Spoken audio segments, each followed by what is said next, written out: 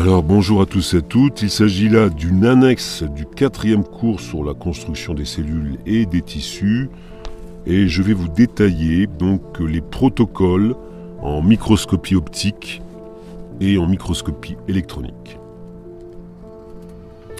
Il faut bien comprendre ici que notre prétendue connaissance du vivant aujourd'hui, à l'échelle microscopique, repose sur des observations effectuées sur des tissus morts, ayant subi un protocole de préparation hallucinant qui explique facilement les artefacts interprétés comme des mitoses ou des méioses.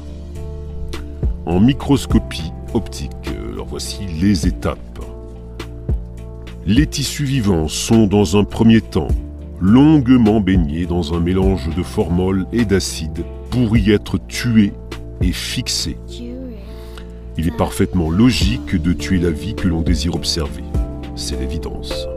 Puis ils sont totalement déshydratés par des bains successifs dans de l'alcool de plus en plus concentré. Or, tout tissu vivant comporte entre 65 et 95% d'eau selon l'âge du sujet. 65% chez un vieillard, 95% chez un nouveau-né. Enlever l'eau des tissus, c'est enlever les stigmates de la vie. Ils subissent ensuite un dégraissage radical en passant dans un bain de toluène, nettoyage à sec. Il me semble que c'est le titre d'un film, ça d'ailleurs. Un film d'horreur. Les bribes de tissu résiduelles sont alors plongées dans de la paraffine brûlante, cette liqueur venant théoriquement prendre la place de l'eau et de la graisse à l'intérieur des structures à examiner. On laisse refroidir, ce qui donne une inclusion de ce qui reste du tissu dans un bloc de paraffine solide. Il faut ensuite couper ce bloc en tranches extrêmement fines. Et on use pour cela d'un microtome, c'est-à-dire d'un système de guillotine qui utilise des lames de rasoir pour couper. Ces lames de rasoir ne sont pas changées à chaque coupe et comportent très vite des éraillures. Compte tenu de l'épaisseur de la tranche à obtenir, 0,3 microns à 2 ou 3 microns au maximum, le tranchant de la lame de rasoir pourrait se comparer au tranchant d'une hache bien émoussée, en la tapant préalablement contre un granit bien dur, pour couper par exemple une tranche de viande et en observer la structure. Et effectivement, les tranches obtenues sont tellement abîmées, dilacérées et fripées, qu'il faut les laisser s'étaler lentement en les recueillant sur de l'eau.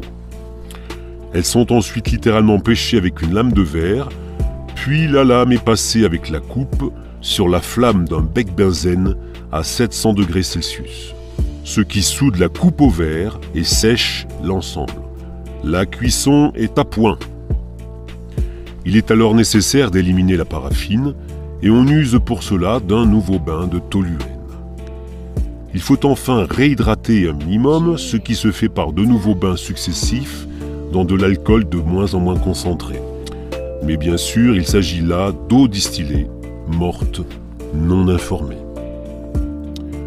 On obtient alors une tache blanche opalescente et unie au centre de la lame. Il n'est pas question d'observer à ce moment, il n'y aurait rien à voir. Vous connaissez l'expression, circuler, il n'y a rien à voir. Il faut donc colorer. Mais aucune couleur ne pourrait s'accrocher sur ces restes misérables dilacérés dans tous les sens.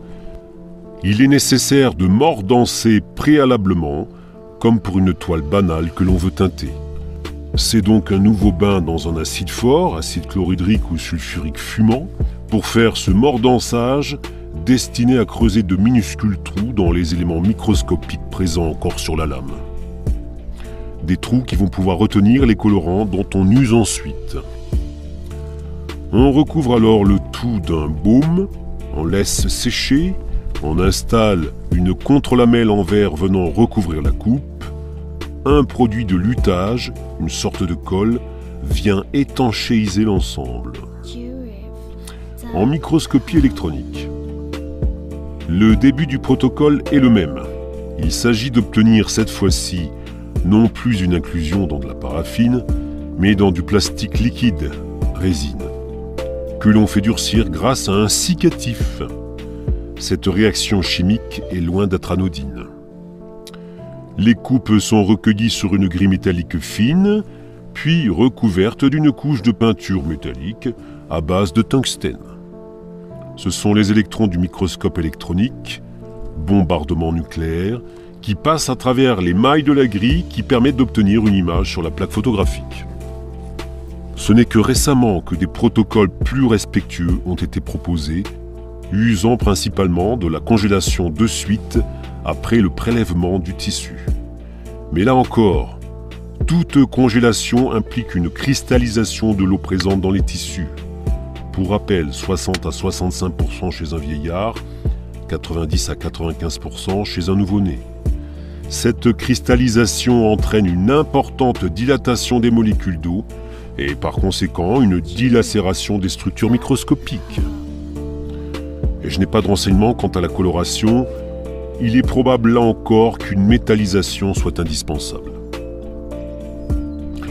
Et c'est à partir de l'examen au microscope de ça, qui ne mérite même pas le nom de coupe histologique, que nos savants prétendent expliquer la mécanique de la vie. C'est à partir de ça qu'ils décrivent les fameuses mitoses et méioses avec tout leur attirail de fuseaux, centrosomes et chromosomes, faisant ainsi de la cellule le chaînon autonome soi-disant capable de se reproduire à la base de la vie. Pourtant, jamais personne n'a vu de cellules se multiplier ainsi sur le vivant. Les films qui prétendent démontrer ces processus ne sont que des dessins animés plus ou moins grossiers. Tout ceci permet aussi de comprendre que lorsque ces savants modernes prétendent manipuler l'ADN ou l'ARN, qu'ils sont incapables de voir sur le vivant, il y a carrément abus de langage. Cela leur est strictement impossible, et les manipulations génétiques relèvent de la sorcellerie pure, action du mental sur la matière. C'est une belle conclusion. Une belle conclusion et une belle illustration du foutage de gueule. Je vous remercie beaucoup pour votre écoute et je vous dis à très bientôt pour le prochain cours qui sera donc sur les enzymes. Et très important, n'oubliez pas d'être peureux.